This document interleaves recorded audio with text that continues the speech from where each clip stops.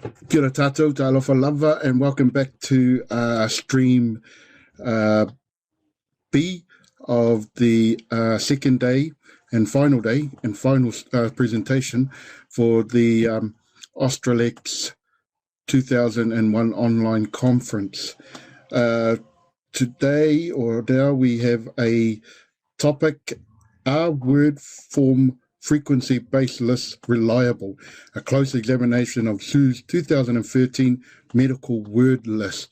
Hatalofa tu lo sunga Chinh, ia manuia lo fasoa. What I just said is good afternoon and hello, Chinh, and all the best in your sharing your information and your for us today. I hand it over to you, Chinh. Thank you. Hi everyone. Welcome to the very last sessions of the Australex 2021. My name is Chinh, and currently I'm a PhD candidate at the School of Education, the University of Adelaide, South Australia. My PhD studies try to draw attention to the reliability and validity issue of a ready-made medical word list, and then to develop an alternative lexical resource that is reliable for learners to refer to when they need to learn specialized vocabulary. And the presentation today is part of my PhD, taking a closer examination of SU medical word list, a list of medical words created based on the written word form frequency to raise concern about the likelihood of overlooking an important semantic aspect in the word form frequency-based list. So there are four main sessions in this presentation. First off, I would like to give you a very brief introduction of what the medical word list is, how it was developed, and which drawbacks that the list is anticipated to have are. Then theory that underpin the study methods are presented, together with details of a procedure of re-examining words in medical word list. Next, the statistical findings will be shown and problematic issue regarding word form frequency will be discussed. And lastly, suggestion to improve existing word form frequency related problems will be made. So just a very quick reminder that I'm sure that you all know so well that the Q&A is available for you to pose any questions during the presentation. And I will get back to answer the questions in the Q&A right after the presentation. All right, so as you know, nowadays there are many lexical resources like the dictionary, glossary available for learners to expand their vocabulary. Besides these resources, word lists are available for learners to expand their vocabulary. And word lists are found more effective because usually the number of words in the list is quite manageable, and they are tailor-made for particular needs of learner. So what is a word list? Basically, words in a list are selected from a collection of texts or a corpus by counting the number of times word occur. And as the corpus represents the targeted language sample, learners often use any word occurring more frequently in the corpus are more likely to be encountered by learners, and there are more chances for the words to be included in the list. Therefore, a word list is usually a list of words extracted from a corpus and arranged in an alphabetical or frequency order.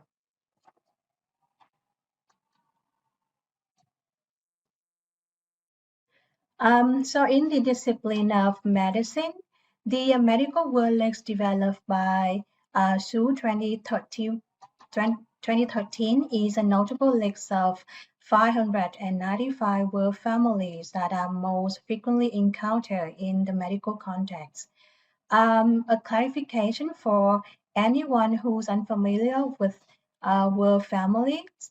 This concept basically usually used in word list study, and simply put, a word family consists of a head word and its derived and inflected forms. The head word diagnostic, for example, it stands alone in the list as a representative of its derived form, diagnosable, and its inflected forms, diagnosed, diagnosing, and diagnosed. So here I present to you the excerpt of the medical word list that show the first top 10 head words of 10 word families. And words in the medical word list are extracted from the 10,000 word list developed from the British National Corpus. More specifically, the 595 head words range from the BNC sublist 4 to BNC sublist 10 and onwards. And they are put in the order of frequencies of occurrence. So it means head words on the top of the list more frequently occurred in medical context, and therefore more efforts and time should be invested to learn them.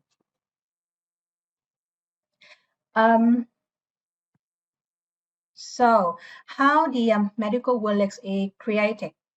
Well, words in the medical word list are examined based on their frequencies of occurrence in a corpus of 155 textbooks across 31 medical subject areas.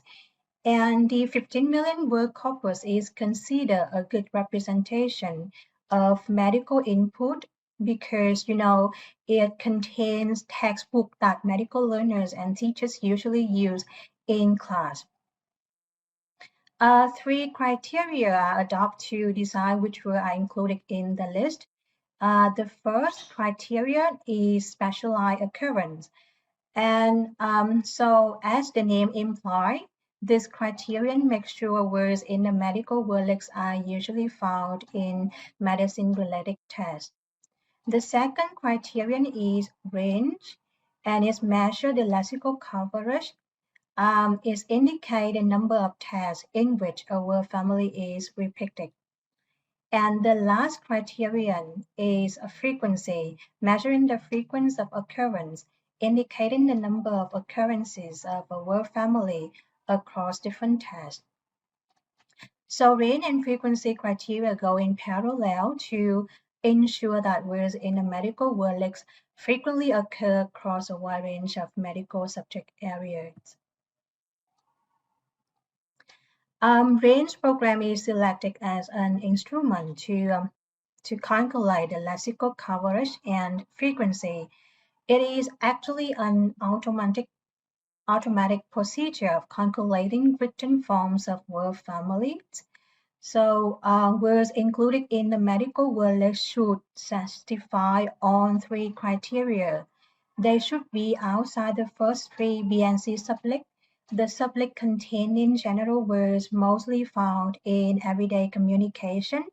And this explains why all words in the medical word list, as I presented earlier, are within the BNC sublist 4 and 10. Words included in the medical word list also need to occur more than half of the 31 medical subject areas and at least 863 times in the medical textbook corpus. So basically, the medical word list is developed based on a relevant corpus representing target material learners usually encounter and a subset of criteria. However, it is worth mentioning that this is a list of semi-technical medical words, the words that are used in general and medical context with different interpretations. Semi-technical words are usually multi-meanings, and sometimes their technical meanings are not quite related to their well-known general meanings, which therefore cause some trouble for learners. For example, the word colon has a general meaning of a punctuation mark, and when it appears in medical context, the specialized meanings of a part of the large intestine is activated. So, the automatic calculation of word form frequency raised concern about whether different meanings of a word are taken into account, and if not, whether results are valid and reliable. Moreover, the example of medical wordlists show that only head words together with their frequency and range are presented, and no semantic explanation is attached for learners to get to know what head words really means. Theoretically and practically speaking, acquiring word form without understanding their meanings is pedagogically insignificant, and especially in the case of multi-meaning semi-technical medical words, learner may gain very few clues about how many meanings a word has and which one are used in medical contexts. So I propose two hypotheses. One, the medical word list creation based on the automatic calculation of word form may lead to unreliable and invalid results. And two, medical word list has limited pedagogical application. And this study is conducted to test out these hypotheses. So within the scope of the study, two linguistic phenomena, the polysemy and homography, will be of main focus. The polysemy is a phenomenon whereby a single word form has multiple related meanings. For example, the word anterior is this word is polysemy word because it has two meanings related in the sense of before or in front of. Homography is a phenomenon of two different words sharing the same orthographic form. For example, again, two meanings of colon are unrelated. So the colon referring to a punctuation mark and colon referring to a part of the large intestine are two different words accidentally sharing a written form. Alternatively, we actually can call them homographs. So the 595 head words in the medical word list will be re-evaluated to see how many of them are polysemy words and have homographs. So if the considerable number of words in the medical word list contain polysemes and homographs, the list is unreliable and invalid because the automatic calculation of word form does not take both polysemy and homography into consideration. Well, the theory of Comeaning underpin the study methodological design, and many related studies acknowledge the existence of a core, or sometimes known as a central meaning, that presents in almost all senses of a word. So in the case of polysemy, multiple related senses are actually the extension of a core meaning. In other words, polysemy all share the same core meaning.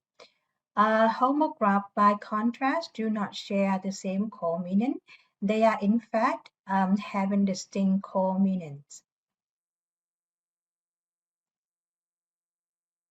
So now let's take a closer look at the procedure of how words in the medical word list with polysemes and homographs are recognized on the basis of the core meaning theory. First of all, 595 head words were looked up in the Oxford English Dictionary. Then 3 evaluators were involved in a 3-step re-evaluation. They had to read through on the dictionary definitions of a head word, identify how many core meanings a word has, write identify core meaning down, and point out dictionary definitions that share the same core meaning. Finally, follow-up discussions were arranged to discuss controversial words that cause disagreement. So to illustrate the three-step reevaluation, let's take fistula as an example. So as you can see, the words was first looked up in the Oxford English Dictionary, and its two dictionary definitions were listed. So they are meaning a long, narrow, separating canal of morphic origin in some part of the body, and meaning B, a natural or normal pie or spout in the cetacean, animals or insects. So skimming the two dictionary definition, it can be perceived that definition A and B convert at the sense of something that has a pie-like shape. So pie-like was the only core meaning identified and shared by definitions A and B.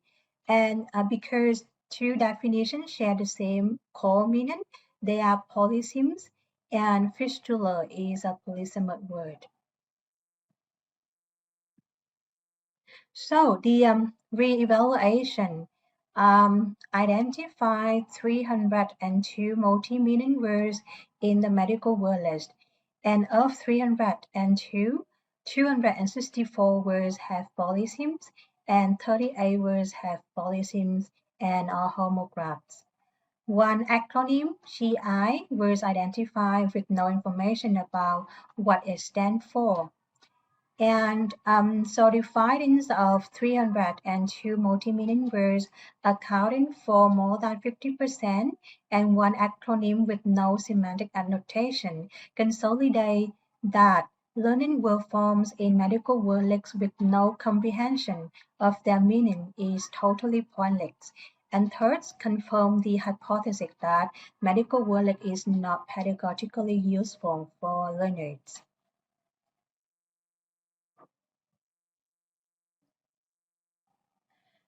So again, the most concerning issue in creating medical word lists is the automatic calculation of written forms of word families, which seem incapable of coping with polysemes and with polysemy and homography.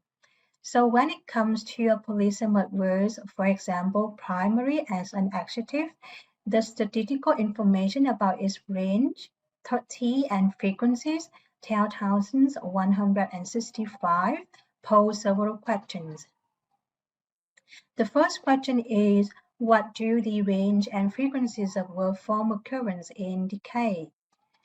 Then, do the figure inform learners of which medical meaning are so frequent that they should be learned intensively?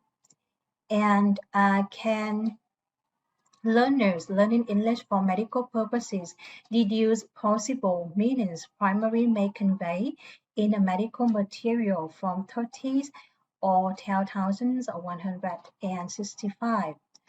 So I can tell that very little information about semantic properties of primary is manifested in the statistical figures of its word form occurrence. Primary has meaning E, designating the early symptoms of certain chronic diseases, and meaning F, located in the organ or tissues of origins, which are normally expected to be medical meanings. And even if medical meanings E and F share the same core meaning, say first and original, learners still need additional contextual clues to determine which meaning is activated. There is yet more likely that the rest of the meanings, meaning A first in time, meaning B of the highest rank, C original, D designating a main branch of a ramified structure, might also be activated in medical contexts. Therefore, I so concerned about the confusion learners may have when they are encouraged to learn primary just because the word is ranked into top 10 of the most frequently occurring semi-technical medical words, but not really confident about whether on or just some meanings of primary should be learned to have them deal with medical materials. So homographs. Homographs which cause deeper problems are also left untouched. In the case of an identical word form used at different parts of the speech, like disordered noun and disordered verb, they are listed just under one head word in the medical word list. However, the re-evaluation showed that homograph of disorder, whose core meaning is to give a contrary instruction, must be calculated and presented separately, because disorder means to give contrary instruction, and disorder now involved in the sense of out of order or to put out of order are unrelated, and they are actually two words. To basically state that a head word is chosen to appear in the list as a representative of its family only when knowing what the head word means can guarantee understanding of the meanings of other members it represents. So, if so, disorder, noun meaning out of order, verb meaning to put out of order, and disorder verb to countermand should have been listed as two head words. So from this illustration, it is observed that the automatic calculation of verb form cannot make any differentiation in the case of derived and head words sharing an identical spelling, and it finally leads to the range and frequency resulting from the automatic verb form calculation are invalid and unreliable.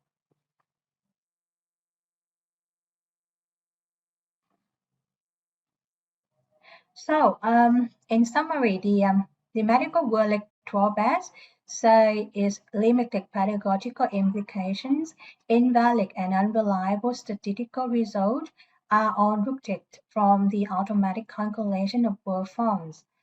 It is therefore suggested that the creation of medical words or any word should count on meaning frequency. That is to say, counting frequency of each meaning of a word, and this procedure should be done by software with human involvement to warrant that the reliability and validity are met. Um, well, that's it. That's the end of my presentation. Thank you for all of you for your attention. Chinh, thank you very much for sharing your presentation with us. At the moment, I don't have any questions in our Q&A. Perhaps we'll give them a couple more minutes to see if they put anything in there. But as a PhD candidate, perhaps you might want to share your journey so far and how far away are you? Sure. Actually, I'm halfway through my PhD journey, and I just because I'm doing my PhD by publication, and now I'm in the final stage of the very first paper. So actually, the presentation today is the preliminary result of the very first day in my PhD study, and also it is also the result that I'm going to share in my first paper. So actually, I would like to raise the awareness of the word form frequency-based wordless creation, and then from that suggestion, I hope that like anyone who going to use the wordless in the future, they might be mindful of some drawbacks that the wordless may have, and then yeah, and then probably the future research and also my study as well try to address the problems of the wordless and try to improve the wordless for better have the students and also have the learner and the teachers to better use the the word list. Excellent. That's great. Okay, looks like we've got a couple of questions in here. I'm not sure if you can see it too, Chinh, but perhaps you want to answer. Thank you for the presentation. Have you seen any new loan words introduced into the medical word lists?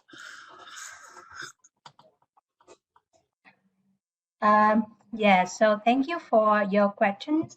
Actually, I am working on the medical word list developed by SHU 2013. And so far, I haven't been encountered any new loan words in the medical word list or the medical context. Thank you. There's another question here. How many papers do you need to publish in order to get your PhD?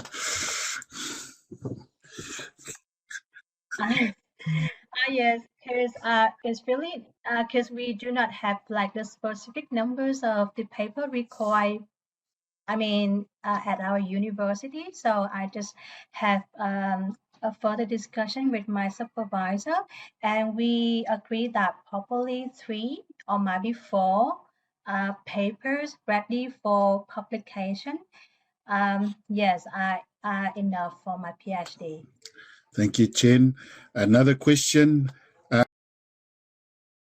Does MWL say it represents semi-technical words?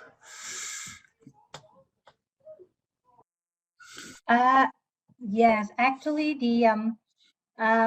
if you look further in the SHU article, it is mentioned that the medical word list include all of the kind of like semi-technical medical words that the lay person can understand. It means those words are not really medical terminology, but they are actually used in general context. I mean, everyday conversation, and also when they are found in medical context, they take an additional specialized meanings. Yeah. Thank you, Chinh. So, look, Paftei Lava Mulfasoa, thank you very much for sharing. Look, we've got this conference has actually opened up for emerging researchers. We've had 2 PhD candidates present at this conference, which is good for them, good for you both. All the best with your studies, and perhaps maybe next time you'll be coming on as a doctor. Thank you so much. And the very last but not least, because here I got my contact info. So if you still got further inquiries, so please do not hesitate to contact me via the email. And again, thank you very much for your attentions. And